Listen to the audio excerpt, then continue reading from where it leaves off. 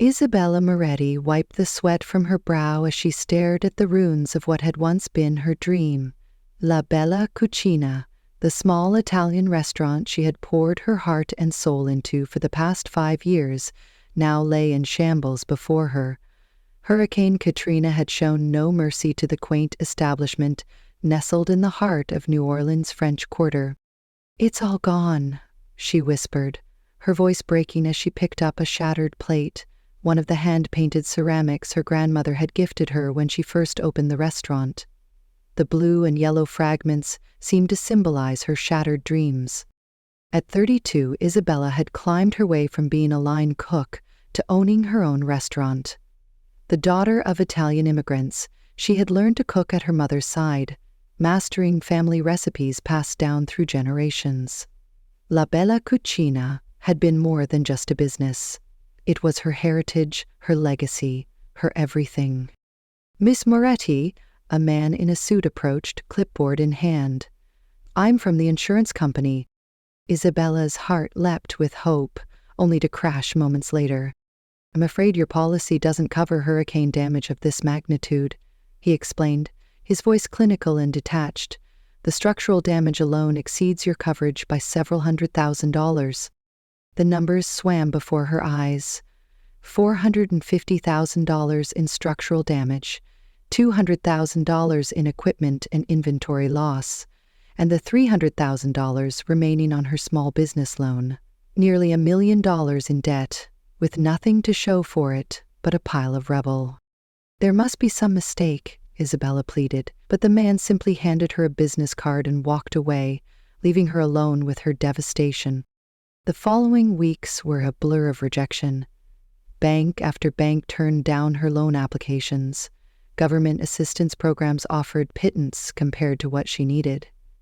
Even her family, struggling themselves after the hurricane, could only offer emotional support, not financial. "You should come back to New York," her father suggested during one of their calls. "Start over there." But New Orleans had become her home. The vibrant city with its rich culinary history had embraced her and her food. She couldn't imagine leaving, even now. It was during her darkest moment, sitting in a temporary shelter with just a suitcase of belongings, that her old culinary school friend, Natalie, appeared. "Bella," Natalie said, sitting beside her on the cot, "I might know someone who can help." "Another loan shark?" Isabella asked bitterly.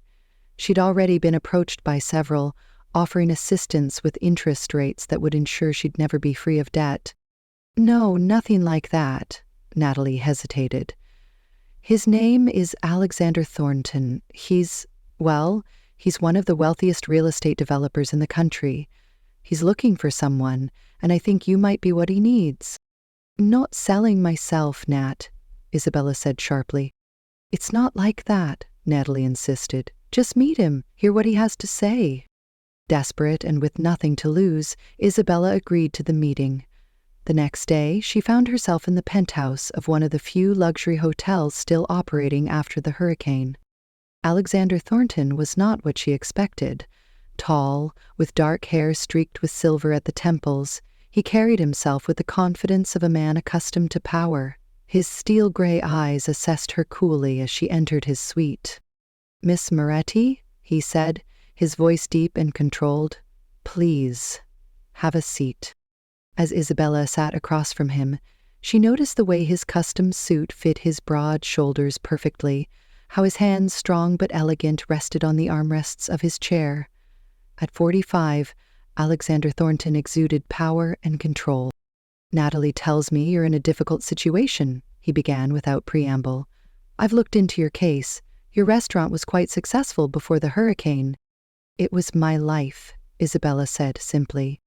"And now you're nearly $1 million in debt with no collateral and no prospects," he stated, not unkindly but matter-of-factly. Isabel flinched, but didn't deny it. "Why am I here, Mr. Thornton? I doubt you invited me to discuss my financial troubles out of charity." A ghost of a smile touched his lips. "Direct. I appreciate that." He leaned forward slightly.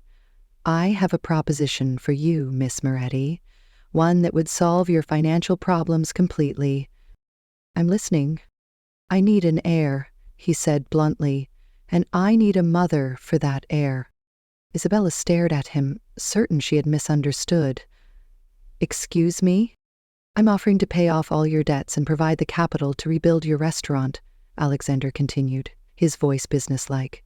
In exchange, I want you to have my child. The world seemed to tilt on its axis as Isabella processed his words. This couldn't be happening. This wasn't real. You want me to be a surrogate? She asked, trying to make sense of his proposal. No, Alexander replied, his gaze unwavering. I want you to conceive, carry, and deliver my child naturally. No clinical procedures, no third-party involvement, just you and me. Isabella felt her cheeks burn with indignation. You're asking me to sleep with you for money? I'm offering you a business arrangement, he corrected. One that benefits us both. You get your life back, and I get the heir I need, without the complications of marriage or emotional entanglements. As outrageous as his proposal was, Isabella couldn't help but ask, why me? Surely there are women who would jump at the chance to have a billionaire's baby. Alexander's expression remained impassive. I've researched you thoroughly, Miss Moretti. You're intelligent, resilient, and come from good genetic stock. Your family has no history of hereditary diseases. You're also in a desperate situation, which makes you more likely to accept my offer. He paused. And yes, you're attractive, which doesn't hurt. Isabella stood up, trembling with anger and humiliation. I'm not that desperate, Mr. Thornton. As she turned to leave, his voice stopped her. $950,000, Miss Moretti. Plus another $1 million to rebuild your restaurant exactly as you want it. All debts cleared, a fresh start, and your dream restored. He paused. All for 9 months of your life. Isabella froze, her hand on the doorknob. The numbers echoed in her mind. Nearly $2 million, freedom from debt, her restaurant reborn. Think about it, Alexander said quietly. I'll expect your answer tomorrow. Isabella barely slept that night. She tossed and turned on the narrow shelter cot, Alexander Thornton's proposition playing on repeat in her mind. $2 million, her restaurant restored, all her debts wiped clean. And all she had to do was have a baby with a stranger, a cold, calculating billionaire who viewed childbearing as a business transaction. This is insane, she whispered to herself in the darkness. The very idea was offensive, degrading. She was a chef and entrepreneur, a woman with pride and dignity, not a brood mare for hire. And yet, images of La Bella Cucina flashed through her mind, the warm amber lighting she had chosen so carefully, the hand-painted murals of the Italian countryside, the open kitchen where guests could watch her work her culinary magic, the faces of her staff, now unemployed, who had become like family. By morning, exhaustion had settled into her bones, but her mind was clearer. She needed more information before she could make such a life-altering decision. Alexander was waiting for her in the same penthouse suite, dressed impeccably in another tailored suit. He gestured to a breakfast spread on the table between them. I took the liberty of ordering for us, he said. I understand you appreciate good food. Isabella ignored the gesture. I have questions. I expected you would. He sat down, motioning for her to do the same. Please. She remained standing. What exactly would this arrangement entail beyond the obvious? You would move into one of my properties. I have a penthouse in the Garden District that survived the hurricane relatively unscathed. You would receive the best prenatal care, a nutritionist, a personal trainer experienced in prenatal fitness, and a full staff would be at your disposal. He spoke as if discussing a business merger. Your health and the health of the child would be my top priority. And after the birth, you would be free to go, with all financial obligations fulfilled as promised. The child would remain with me. Isabella felt a chill run through her. You expect me to just hand over a baby and walk away? Something flickered in Alexander's eyes, perhaps surprise at her reaction. That would be the arrangement, yes. You would have no parental rights or responsibility. And if I wanted to see the child, to know they were okay? Alexander considered this for a moment. I suppose limited visitation could be negotiated, provided it doesn't interfere with the child's upbringing or create confusion about parental roles. Isabella finally sat down, her legs suddenly weak. Why not just adopt, or use a surrogate through proper channels? Adoption is complicated and time-consuming. As for surrogacy, I prefer to keep this matter private. Traditional methods involve too many parties, too much paperwork, too many opportunities for the press to get involved. He paused. I value my privacy, Miss Moretti. And what about the child? Have you considered what it would be like for them to grow up without a mother? A shadow crossed Alexander's face. I grew up with two parents who were physically present but emotionally absent. I assure you, my child will want for nothing, materially or emotionally. Isabella wasn't convinced. Children need more than money and good intentions, Mr. Thornton. Which is why I've chosen you, he replied. Your background suggests you understand the importance of family, of heritage. Those values will be passed to the child through DNA, if nothing else. The clinical way he spoke of parenthood disturbed her. And what if I develop feelings for the child? For you? Alexander's expression hardened slightly. I would advise against it. This is a business arrangement, not a romance. Emotional attachments would only complicate matters. Isabella stood again, pacing the room. This is crazy. I can't believe I'm even considering this. Yet here you are, Alexander observed. Because deep down, you know this is your only viable option. The banks won't help you. The government won't save you. Your family can't afford to bail you out. His voice softened slightly. I'm offering you a way back to the life you built for yourself. Isabella stopped pacing and looked at him directly. I want everything in writing, every detail, every promise, every condition. Of course, my lawyers can draw up the contracts today. And I want one condition of my own, she said firmly. I want visitation rights. Real ones, not just limited, as you put it. I want to be able to see the child, to know them, even if I'm not raising them. Alexander's jaw tightened, but after a moment he nodded. Quarterly visits, supervised initially. We can revisit the arrangement as the child grows. Monthly, Isabella countered, and I want photos, updates on milestones, school reports, everything a parent would want to know. They stared at each other, locked in silent negotiation. Finally, Alexander extended his hand. Monthly visits, regular updates. Do we have an agreement, Miss Moretti? Isabella looked at his outstretched hand, knowing that if she took it, her life would never be the same. With a deep breath, she placed her hand in his. We have an agreement, Mr. Thornton. The contract arrived that afternoon. 30 pages of legal language that Isabella read carefully, twice. It outlined everything they had discussed, the financial arrangements, the living situation, the medical care, the visitation rights. It also included clauses about confidentiality, public appearances, and behavior during the pregnancy. As she signed her name on the final page, Isabella couldn't shake the feeling that she had just made a deal with the devil. But when Alexander handed her a check for the full amount of her debts, with a promise that construction on her restaurant would begin immediately, she felt something else too. Hope. When do we start? She asked awkwardly, as they finalized the paperwork. Tonight, Alexander replied, his voice neutral. I've arranged for a car to take you to collect your belongings. The penthouse is ready for you. That evening, as Isabella was escorted into the luxurious penthouse that would be her home for the next 9 months, she wondered if she had made the biggest mistake of her life, or saved it.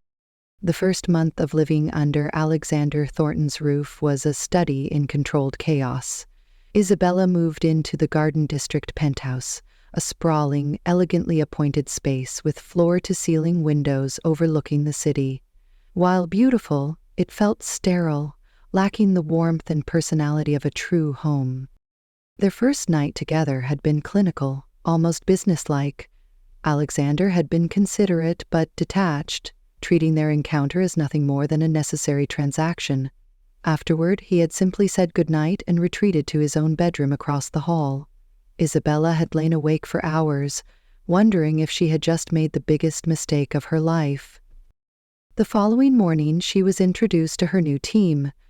Dr. Eleanor Chen, a renowned obstetrician; Marcus, a personal chef specializing in prenatal nutrition; Vivian, a personal trainer; and Mrs. Reynolds, the housekeeper, who would oversee the day-to-day operations of the penthouse. "Your schedule has been arranged to optimize your health and the development of the child," Alexander explained over breakfast, sliding a tablet across the table to her. "Dr. Chen will see you twice a week initially. Your meals have been planned by a nutritionist, and Vivian will work with you on appropriate exercise." Isabella scrolled through the meticulously planned schedule, feeling a surge of indignation. "You've planned every hour of my day?" "Only the essential appointments," Alexander replied, not looking up from his newspaper. "The rest of your time is your own, provided you adhere to the dietary and exercise guidelines." "And if I want pasta for dinner, or a glass of wine?" Alexander's eyes flicked up to meet hers. "Alcohol is obviously out of the question. As for pasta, Marcus can prepare healthier alternatives that will satisfy your Italian cravings without compromising nutritional goals." Isabella set the tablet down with more force than necessary. "I'm a chef, Mr. Thornton. Food is my life, my passion. I won't be told what I can and cannot eat by someone who probably thinks kale smoothies are the height of culinary achievement." A flicker of amusement crossed Alexander's face. "You're carrying my child, Miss Moretti. The child's health is non-negotiable." "And what about my mental health? My happiness? Do those factor into your equations at all?" Alexander considered her for a moment. "What would make you happy?" The question caught Isabella off guard. I want to cook. Not just eat, but create. It's who I am." "Then cook," he said simply. "The kitchen is fully equipped. Marcus can work with you to ensure the ingredients meet nutritional standards." It was the first compromise, small as it was. Over the following weeks, more would come, each a minor battle in their ongoing war of wills. Isabella insisted on visiting the construction site of her restaurant, despite Alexander's concerns about stress and physical strain. He countered by having his personal driver take her and limiting visits to once a week.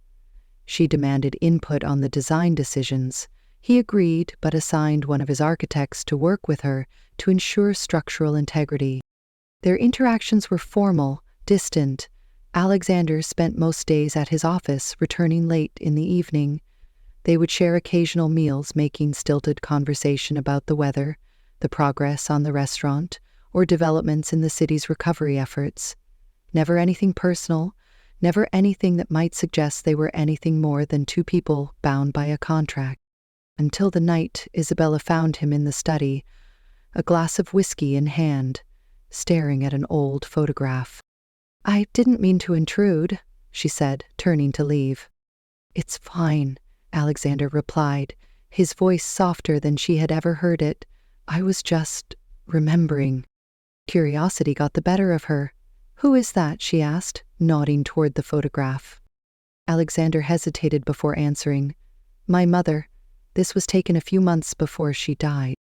Isabella moved closer, seeing a beautiful woman with Alexander's same steel-gray eyes, her arm around a solemn-looking boy of about 10. "You look like her," she observed. "So, I've been told." He took a sip of his whiskey. "She was the only one who ever showed me any real affection. My father was not a demonstrative man." "I'm sorry," Isabella said, genuinely moved by this glimpse of vulnerability. Alexander seemed to catch himself, straightening in his chair. "It was a long time ago." but the moment had cracked something open between them. The next evening, Alexander asked Isabella about her family, and she found herself sharing stories of Sunday dinners in her grandmother's tiny Brooklyn apartment, of learning to make pasta by hand before she could even reach the counter without a stool. "Food was love in our house," she explained. "My mother could tell you she was proud of you with a perfectly timed plate of risotto. My father apologized with tiramisu." "And what did you say with your cooking?" Alexander asked. Isabella smiled, the first genuine smile she had given him. "Everything. It's my language." As her pregnancy progressed and was confirmed by Dr. Chen, Isabella noticed subtle changes in Alexander. He began coming home earlier. He asked about her appointments, her symptoms. When morning sickness hit her hard in the 6th week, he personally brought her ginger tea and crackers, sitting quietly with her until the nausea passed. "You don't have to stay," she had told him, embarrassed by her disheveled appearance. "I know," he had replied simply, and remained. By the 3rd month, their dynamic had shifted. The rigid schedule had relaxed somewhat. Isabella had taken over much of the cooking, working with Marcus to create meals that were both nutritious and satisfying. Alexander had begun joining her in the kitchen occasionally, watching her work with an expression that almost resembled admiration. "My father would never have allowed my mother in the kitchen," he commented one evening as Isabella chopped vegetables for a ratatouille. "He believed women of a certain status should never do manual labor." "Cooking isn't labor," Isabella corrected.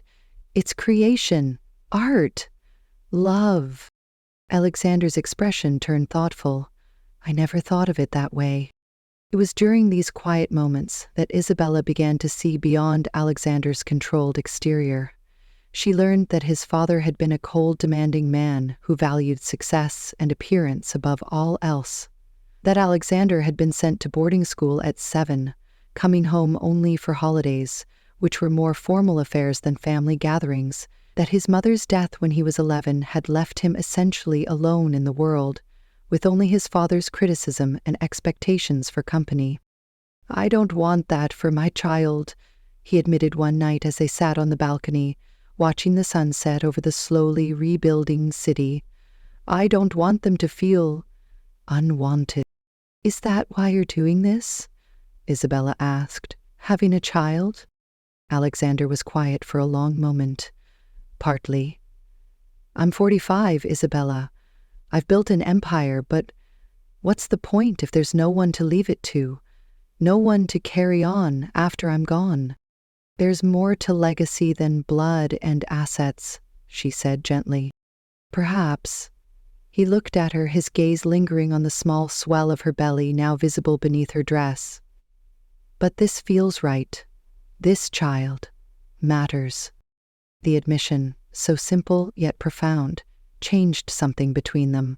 Isabella began to see that beneath Alexander's cold exterior was a man who had never learned how to express emotion, who equated vulnerability with weakness, who had built walls so high that even he couldn't see over them anymore. And as her body changed, nurturing the life growing within her, Isabella found herself wondering if perhaps she was nurturing something else too, the first fragile shoots of humanity in a man who had forgotten how to be anything but a businessman. The 4th month of pregnancy brought with it a sense of cautious optimism. Isabella's morning sickness had finally subsided, and a new energy filled her days. The restaurant reconstruction was progressing well, with the basic structure already in place. Alexander had even surprised her by incorporating some design elements from her original vision that hadn't been in the plans, like the hand-painted tiles she had once mentioned in passing. "You remembered?" she had said, touched by the gesture. "I listen," he had replied simply. Their relationship had settled into something resembling comfortable coexistence. They still maintained separate bedrooms, but their evenings were often spent together, Isabella cooking while Alexander worked nearby, or the two of them discussing the restaurant's progress over dinner. Occasionally, they even shared moments of genuine laughter, usually when Isabella recounted stories from her days as a young chef in New York's competitive restaurant scene. It was during one such evening, as they sat in the living room after dinner, that Isabella first felt it a flutter, like butterfly wings, deep within her belly. "Oh," she gasped, her hand flying to her stomach. Alexander looked up from his tablet, alarm crossing his features. "What is it? Are you in pain?" "No, no," Isabella reassured him, a smile spreading across her face. "The baby moved. I felt it." Alexander's expression changed to one of wonder and uncertainty. "Already?" "Come here," Isabella said impulsively, patting the space beside her on the sofa. After a moment's hesitation, Alexander moved to sit beside her. With only slight awkwardness, Isabella took his hand and placed it on the small swell of her belly. "You probably won't feel anything yet, it's too early for movements to be felt from the outside, but this is where it happened." Alexander's hand was warm against her, his touch gentle. For a moment, they sat in silence, connected by this simple contact and the life growing beneath it. "Thank you," Alexander said quietly, his voice rougher than usual, "for sharing that with me." The moment was interrupted by Isabella's phone ringing. It was Natalie calling to check in as she did every few days.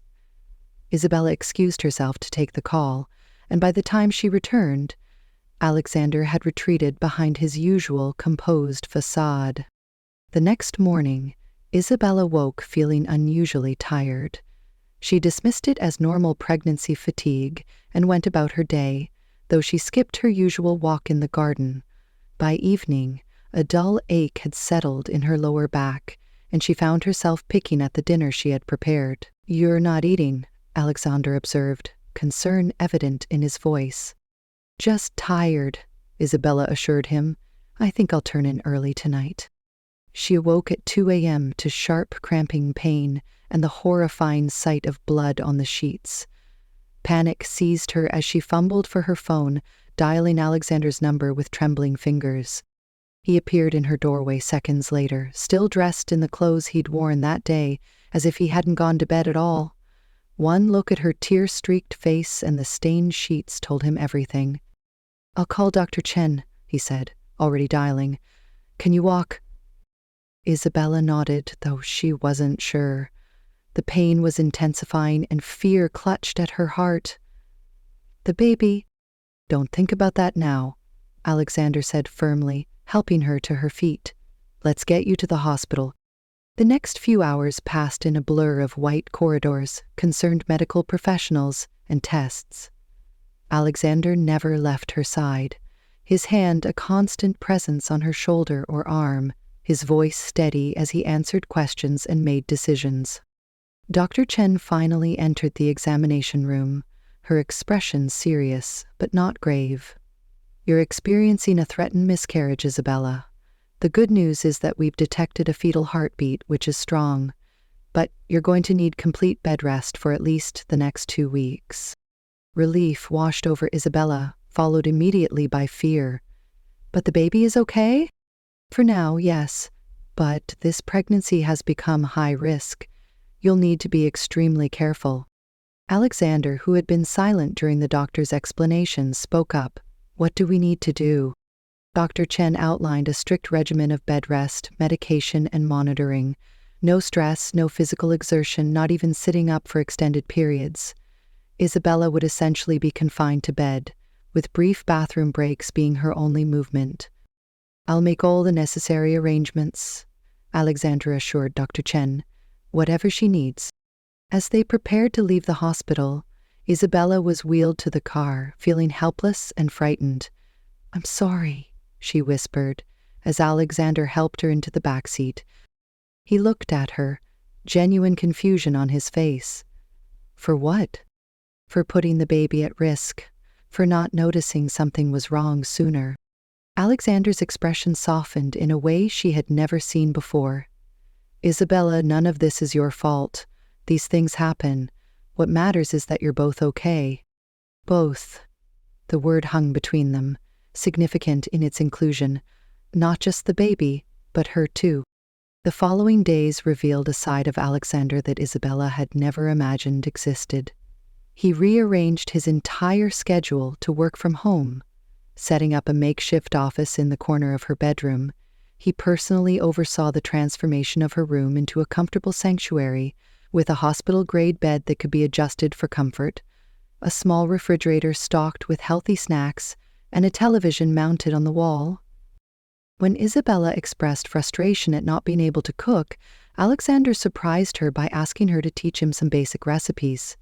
Their cooking lessons became a daily ritual, Alexander bringing his laptop into her room to show her the ingredients he had gathered in the kitchen, following her instructions with meticulous care, and returning with the results for them both to critique. "This is terrible," he admitted after his first attempt at risotto, which had the consistency of concrete. Isabella laughed, the sound filling the room. "It's not that bad for a first try. You just need to stir it more constantly next time." "Next time?" Alexander repeated, a small smile playing at his lips.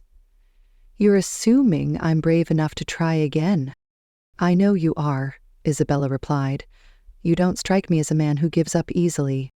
Their eyes met, and something unspoken passed between them, an acknowledgement that they were talking about more than just cooking. As the days of her confinement stretched into weeks, Isabella was surprised to find that she and Alexander were developing a genuine friendship. They talked for hours about books, films, their childhoods, their dreams. Alexander shared stories from his early days building his real estate empire, the mistakes he'd made, the lessons he'd learned. Isabella told him about her struggles as a female chef in a male-dominated industry, the sacrifices she'd made for her career. One evening, as Alexander sat beside her bed working on his laptop, Isabella found herself studying his profile, the strong jaw, the focused eyes, the slight furrow between his brows when he concentrated. "Well, haven't you ever married?" she asked suddenly. Alexander looked up, surprised by the personal question. After a moment's consideration, he closed his laptop. "I came close, once. Her name was Elise. We were engaged for almost a year." "What happened?" "She wanted the lifestyle, not the man," he said simply. "When I discovered she had been unfaithful, I ended it. After that, relationship seemed inefficient, distracting from what I was trying to build." "That sounds lonely," Isabella observed. Alexander's gaze met hers. "I never thought of it as loneliness, just solitude. There's a difference." "And now," Isabella asked softly, "with a baby coming?" "Now I'm reconsidering many things," he admitted, "including what kind of father I want to be, what kind of life I want my child to have." The conversation was interrupted by a sharp kick from the baby, strong enough that Isabella gasped. Without thinking, she reached for Alexander's hand and placed it on her belly. This time, the movement was unmistakable beneath his palm. Alexander's eyes widened, a look of pure wonder transforming his usually composed features. "That's incredible," he breathed. "That's your child," Isabella said, her voice thick with emotion, letting us know they're still fighting. Alexander's hand remained on her belly, his thumb moving in a gentle, unconscious caress. "Like their mother," he said softly, his eyes meeting hers with an intensity that made her breath catch. In that moment, as they sat connected by the life they had created together, Isabella realized that something fundamental had changed between them. This was no longer just a business arrangement. It was something far more complicated, more frightening, and potentially more beautiful than either of them had anticipated. "Would you like to hold your daughter?" a nurse asked him after the baby had been cleaned and swaddled. Alexander looked momentarily terrified, but he nodded, carefully accepting the tiny bundle into his arms. The transformation that came over his face in that moment was extraordinary. The controlled, powerful businessman disappeared, replaced by a man utterly captivated by the small life in his hands. "Hello, little one," he whispered, his voice thick with emotion. "I'm your father." Isabella watched from her bed, exhausted but filled with a joy she had never experienced before. This wasn't how she had imagined becoming a mother, through a business arrangement with a billionaire, yet in this moment it felt absolutely right. When Alexander finally looked up from his daughter's face, his eyes met Isabella's, and what she saw there took her breath away. Gone was any pretense of detachment or businesslike reserve. In its place was raw emotion, gratitude, wonder, and something that looked remarkably like love. "Thank you," he said simply, the words carrying the weight of everything he couldn't express. The twins, named Matteo and Sofia, after Isabella's grandparents, were healthy despite being 2 weeks early. Matteo weighed 6 pounds, 4 ounces, while Sofia was slightly smaller at 5 pounds, 11 ounces. Both had Alexander's steel-gray eyes and what promised to be Isabella's dark, curly hair. That night, as Isabella rested in her private hospital suite with the twins sleeping nearby, Alexander sat beside her bed, his gaze moving between her and the 2 bassinets. "I never expected this," he admitted quietly. "When I proposed our arrangement, I thought I could remain detached, that this would be a simple transaction." Isabella reached for his hand. "Life has a way of complicating our best-laid plans." "I don't want our arrangement anymore, Isabella," Alexander said suddenly, his expression serious. Her heart stuttered in her chest. "What do you mean?" Alexander took a deep breath, then moved from his chair to kneel beside her bed, still holding her hand. "I want more. I want a family, a real one, with you." Isabella stared at him, certain she had misunderstood. "Alexander."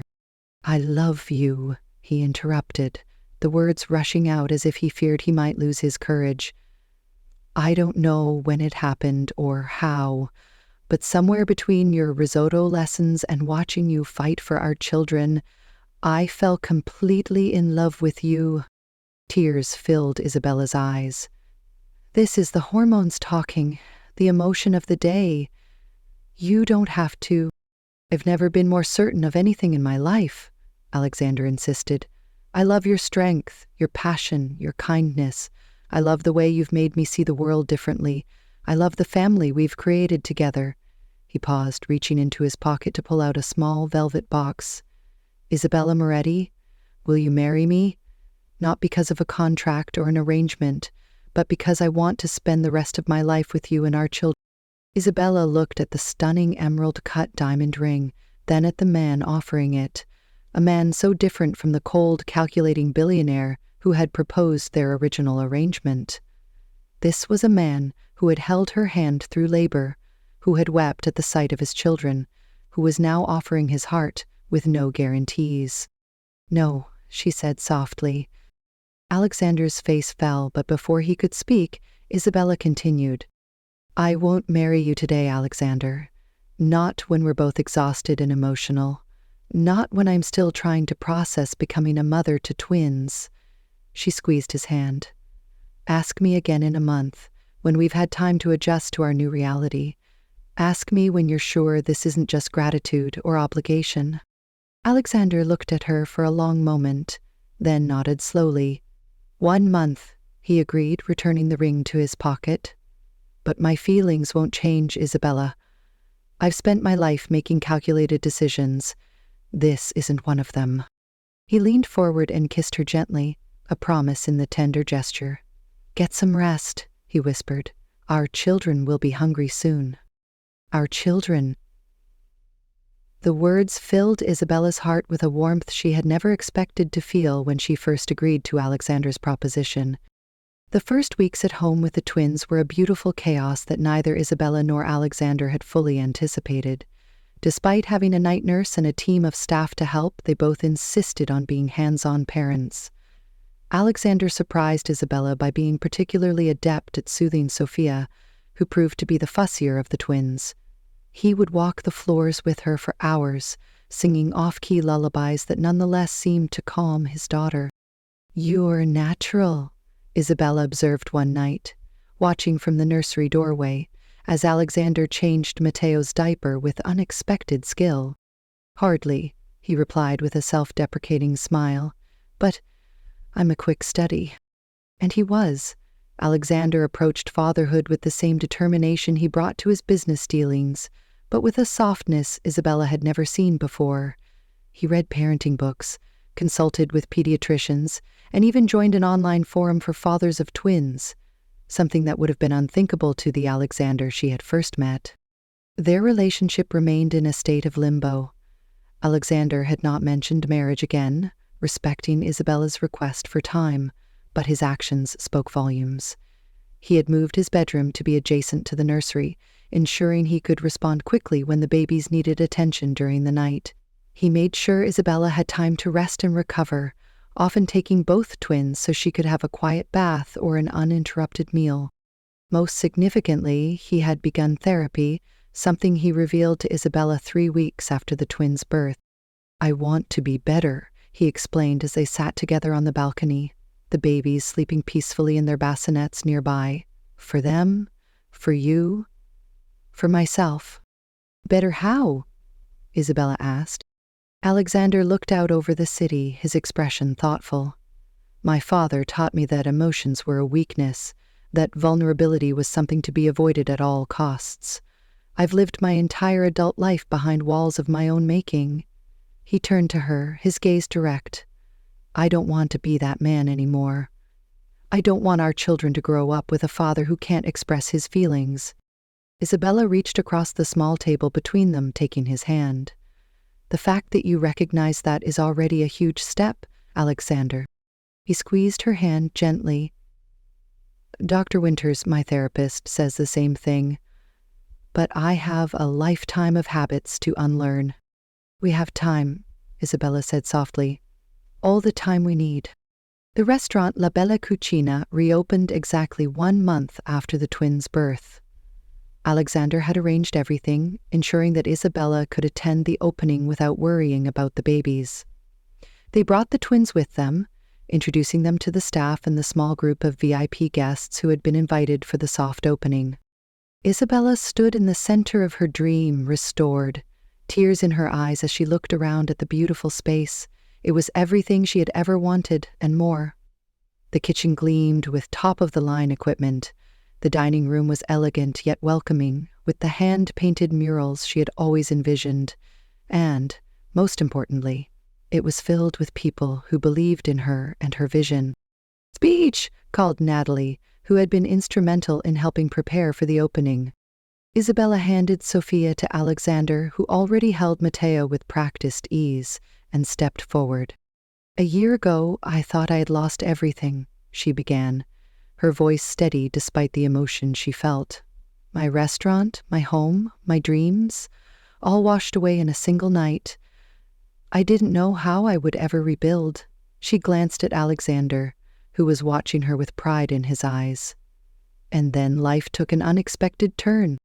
A knowing chuckle rippled through the crowd. The story of Isabella and Alexander's arrangement had remained private, but their relationship had become public knowledge after the twins' birth, with speculation running rampant in the local press. "I won't bore you with the details," Isabella continued with a smile, "but suffice it to say that sometimes the greatest blessings come from our darkest moments. Today, I stand before you not just as a chef with a new restaurant, but as a mother, a partner, and a woman who has been given a second chance at everything that matters." She raised her glass of sparkling water.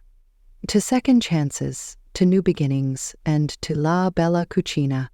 May it feed not just bodies, but souls." The crowd applauded, and Alexander moved to stand beside her, the twins cradled in his arms. As the guests began to mingle and the staff prepared for service, he leaned close to her ear. "It's been exactly 1 month," he murmured. Isabella's heart skipped a beat. "So it has." "May I speak with you privately?" he asked, nodding toward her office at the back of the restaurant. Once inside the small but elegant space, Alexander carefully placed the sleeping twins in the portable cribs he had insisted be installed there. Then he turned to Isabella, taking both her hands in his. "A month ago I asked you to marry me, and you wisely told me to wait to be sure that my feelings weren't just a product of the moment." He looked into her eyes, his gaze steady and certain. "I've had 30 days to reflect, to examine my heart, and to imagine my life without you as my partner, And I can say with absolute conviction that I love you, Isabella Moretti, not because you gave me two beautiful children, though I will be eternally grateful for that gift. I love you for your strength, your passion, your kindness, and your ability to see the man I could be before I saw it myself. He reached into his pocket and once again produced the velvet box. I'm not asking you to be my wife because of a contract or an arrangement or even because of our children. I'm asking because I want to build a life with you, a real life, with all its joys and challenges.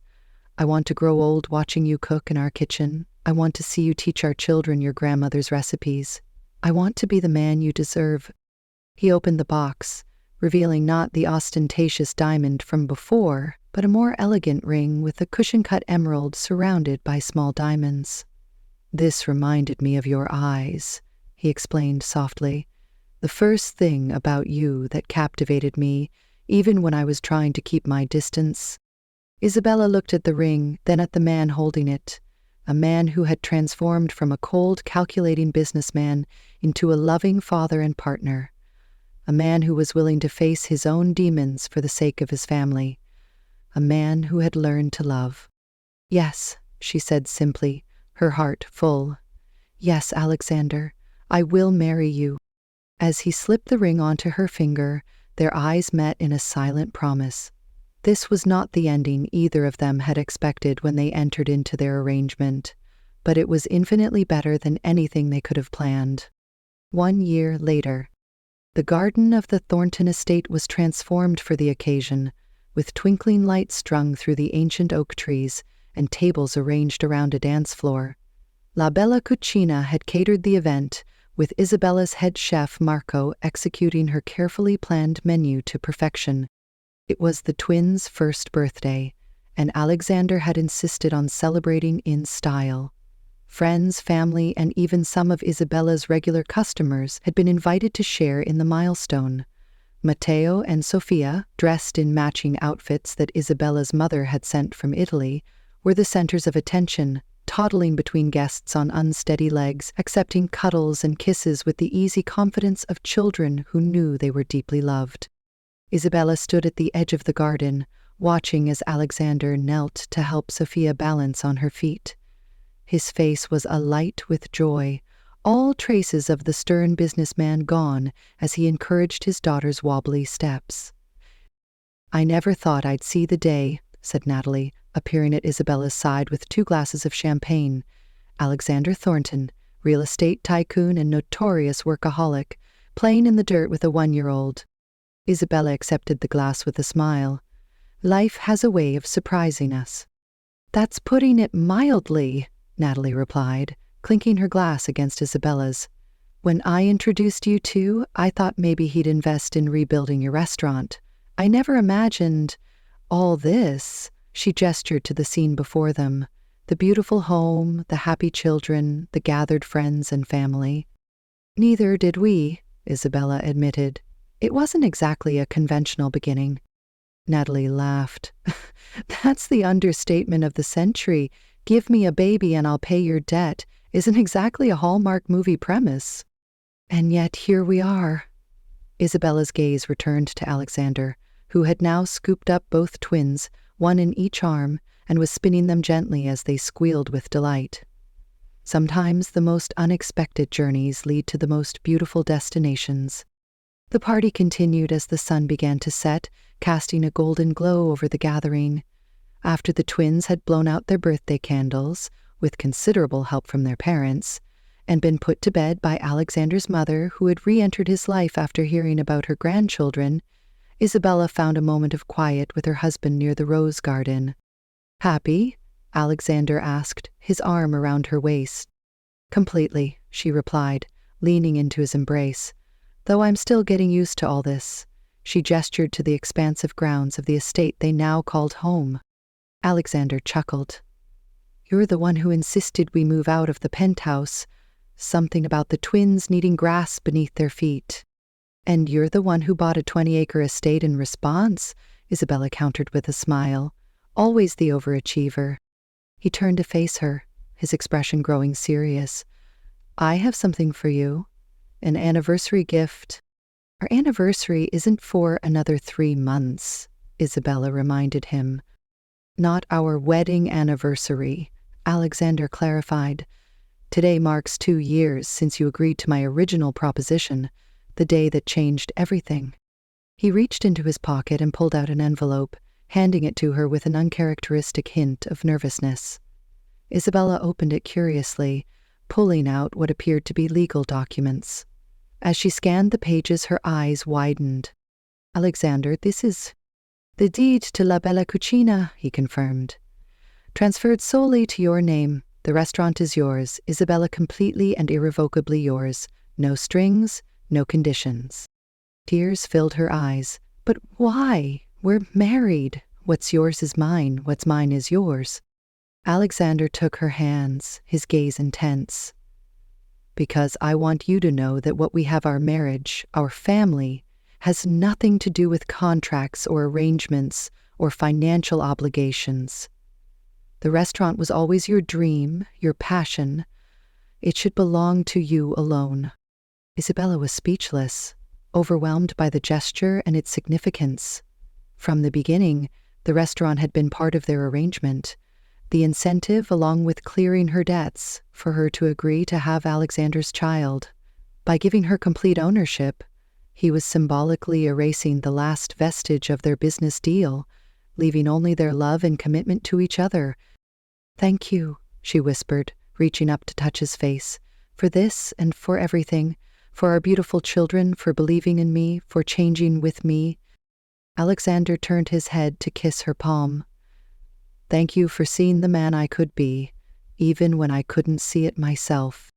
As they rejoined the party, hand in hand, Isabella reflected on the extraordinary journey that had brought them to this moment, from the devastation of Hurricane Katrina to the desperate arrangement with a cold billionaire, from the fear of losing her babies to the joy of creating a family, from a business transaction to a love deeper than she had ever imagined possible.